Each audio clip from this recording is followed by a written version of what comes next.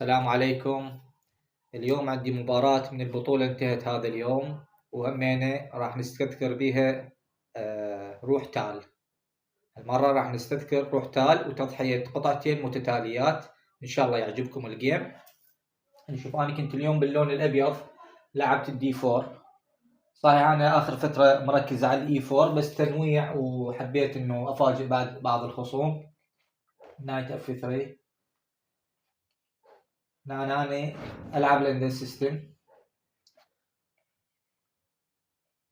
نقلات انتشارية طبيعية.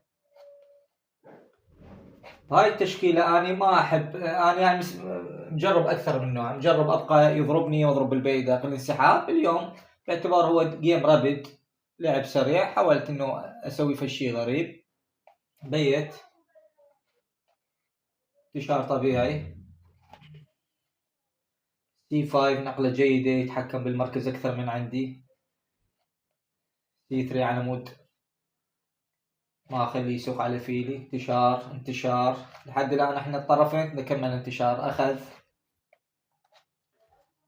دائما اخذ بيدق الاي على مود يبقى فرق في بيدق الفيل مالتي محمي اللي بالدي 3. نقله يعني اوكي، باعتبار حدد موقفك انه انسحب او اضرب.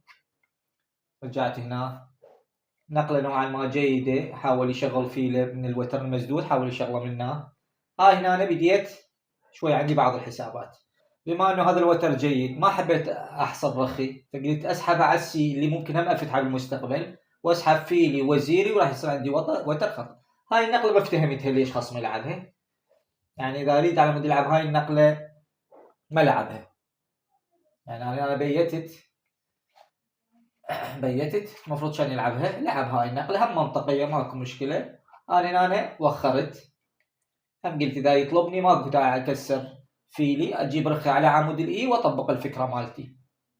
عارف الفيل مالته حسب الخطر، فقال لك فيلي على مود يوخر التسمير رجعه، وبنفس الوقت ممكن يحرك وزيره. فانا هنا جيت طلبت التهديد اللي اتخلص من الفرس، فانا لعب هاي النقله تقريبا هي زينه كافضل رد بهذا الموقف، بس على العموم مو زينه. روك اي 1، روك اف اي 1. هسه لو تشوفون نكمل كل انتشاري مع الضغط. هنا انا كنت حاسب اللي هي، يعني كنت متوقع انه راح يلعب هاي النقله. سبحان الله، يعني لعبها. خلينا شلون قرأت افكاره. فهاي طبعا قطعتي ما محميه، تضحيه بالرخ. هاي اول تضحيه. هنا صار الاستذكار لروح تال بطريقه فعاله وليس مثل الجيم السابق. طبعا اذا ياخذ راح اخذ بالمباشر ويصير مثل ما بالدست، ومجرد انه انا ما خسران هاي القطعه، فهو من انا اخذ مني هذا الفيل مارتلوف. طبعا هاي قطعه ما محميه، اقدر اخذها واستمر بالهجوم. انا اخذت بكش. طبعا هنا اكو ردين منطقيات. الرد اللي صار بالجيم هو اخذ الرخ. طبعا هنا غلط، يكون قريب على الماتات. هنا شويه افضل، بس راح اخذ رخ قطعتي، ارجع القطعه اللي ضحيتها، ورخي بعد هي موجوده وممكن ارجع بعدين اضرب هذا البيدق. اخذ القطعه الثانيه. هسه انا متاخر بقطعتين، بس لو نشوف هاي الجناح كله يعتبر غير فعال. طيني كش.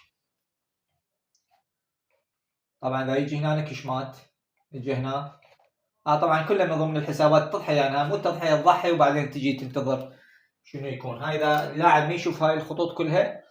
طبعا اذا يرجع هنا راح يصير نفس التكمله، راح اكشه ويجبار يرجع هنا. لو يجي هنا بالملك راح اكشه بالفيل وراسا يجي هنا.